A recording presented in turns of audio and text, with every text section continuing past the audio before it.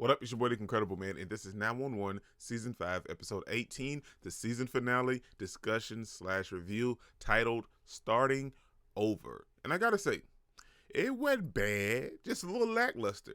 Let's talk about it, man. I'ma live life for the fight, yeah, I'm here to get it. I got drive, got sight, always have a vision. I don't lie at night, I be in my feelings, I'ma be fine. Episode wasn't bad, just a little lackluster in my opinion, man. The episode started in true 911 fashion. There's the very first case, and it's this dude out here giving people hallucinogenic tea, dosing people, and they were not having that. The little mob started chasing him. He fell down the hill. I think he tweaked his ankle, and therefore 911 had to be called, and the whole 118 showed up to save this dude, and the next thing you know, the whole cliff gave out and the engine just toppled over. I mean, from the preview, it looked like it was going to be just like horrendous. Like, I thought somebody might have gotten hurt, but in the end, nobody got hurt, which was cool, I guess, but the trailer kind of hyped it up a little bit more than it needed to be hyped. But at the end of the day, 911 and the first responders needed 911 and some more first responders to show up to help them. And we see this episode that Bobby is still dealing with the after effect of the whole Jonah stuff, because he feels like he should have caught it just a little bit sooner, or not even put everyone in that predicament to deal with Jonah. And we see that is weighing very heavily on Bobby this episode, and I feel like that might have been the reason why he decided to descend down the side of the cliff instead of sending Buck, or Ravi, which he normally does. So I feel like Bobby's trying to take it upon himself to just handle everything now, because I'm assuming he can't really trust his judgment because of the whole Jonah situation. And we see that situation is still kind of reeling over to Buck, you know what I'm saying, because of Taylor expose, if you will. And Buck got chewed out by the chief. So like Buck feels betrayed, hurt, and everything at Taylor. Now, the only thing I did not like about this, well, that's not the only thing, but one of the things I did not like about this episode, man, was the whole Buck and Taylor situation. We see that Buck is still trying to deal with it, but deal with it his way, you know what I'm saying? He's avoiding Taylor so he doesn't actually have to talk to her, because he doesn't really feel like facing her. But at the end of the episode, we see them both decide to have a conversation, and Buck just lays it all out on the table, man. And Taylor is saying that she's willing to change for Buck, but Buck's not having it. And the sad thing is, I don't even blame Buck. You know why?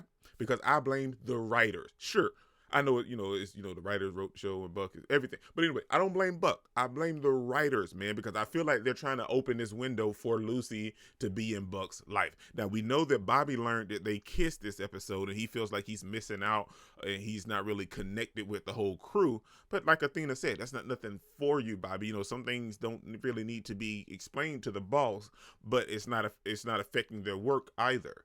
But I feel like the writers are trying to squeeze in a window for Lucy and Buck to be together, and I hope they do not do that, man. I love Buck and Taylor together. I'm glad that they ended their relationship on friendly terms. You know what I'm saying? They're not arguing with each other. They're not upset. They just both decided to go their separate ways. And at the end of the episode, she told him, well, take care of yourself, Buckley. So I'm sad to see Taylor go, and I kind of wish that they would have stayed together, but maybe it's for the best for Buck. I honestly don't know. I won't be upset if he finds someone new. It better not be Lucy. It better not be Lucy. I also enjoyed the fact that we got to see everybody this episode. We got to see Albert. We got to see the 911 call center and all of this other stuff, man. We got to see all of our characters. So everybody kind of got that goodbye for the season finale, instead of just showing us a couple people here and there, and then we just don't see everybody. We just wonder what they're up to. You know what I'm saying? We got to see everybody. We see Albert still trying to find himself. We see Maddie and Chimney are semi kind of back together again. They're not fully there, but they're semi. We see Maddie's back to working at the 911 call center. May's still working there while she's not headed up to college just yet. May's officially decided to head back to college. There's just a lot of stuff going on in this season finale, man. One aspect that I really enjoyed this episode was Hen, Karen, and her mother. We see that Hen's mother wants to get married to her boyfriend, and she wants to do it in their backyard, but Karen feels some type of way because she never showed up to their wedding, and this kind of hurts Karen a little bit because it hurt Hen on the actual day of their wedding. But Hen has gotten over it. She's gotten on better terms with her mother. They can kind of see eye to eye. They enjoy each other's company now. She's always around.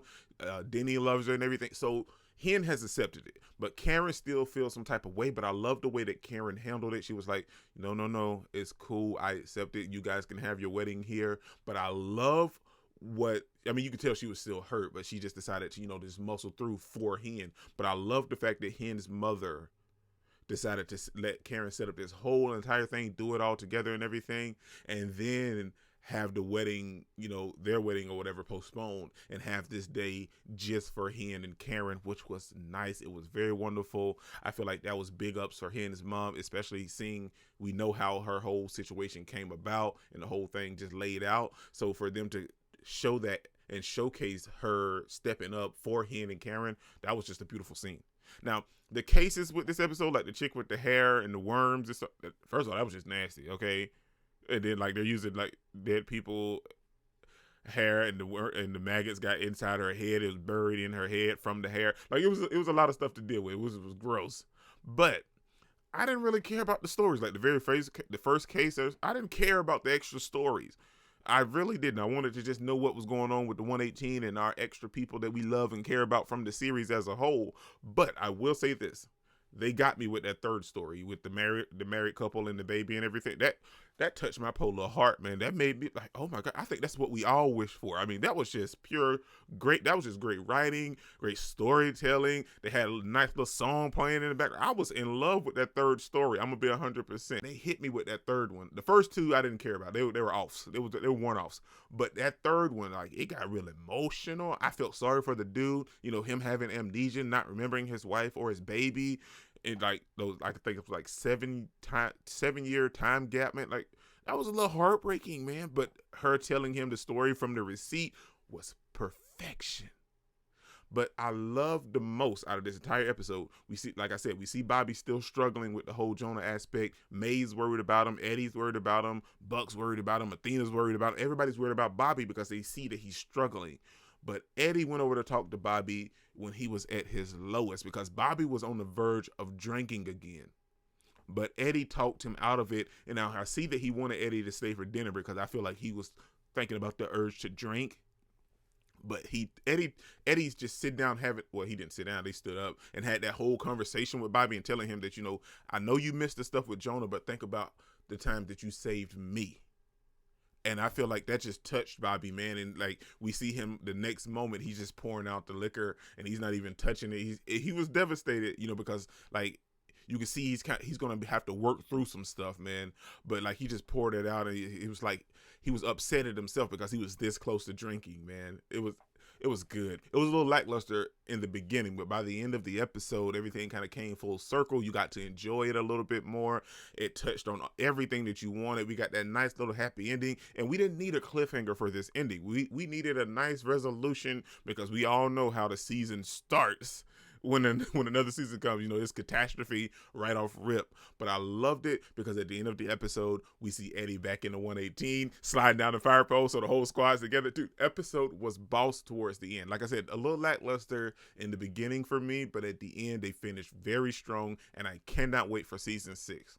There was a little delay. I read in the article that, they kind of waited to the last minute to renew 911. 911 Lone Star was renewed, I want to say yesterday maybe, but like they renewed 911 like later today, I think it was. But anyway, like it's finally renewed. We're getting to season 6, man, and I am there for it. This is your boy Dick Incredible, man. Don't forget to smash the like button till you can't smash any more. Comment down below and I'll be sure to respond to each and every one of them and subscribe, but only if you really want to, man. Peace out. All out, and I am here to stay right now, so don't call it a comeback.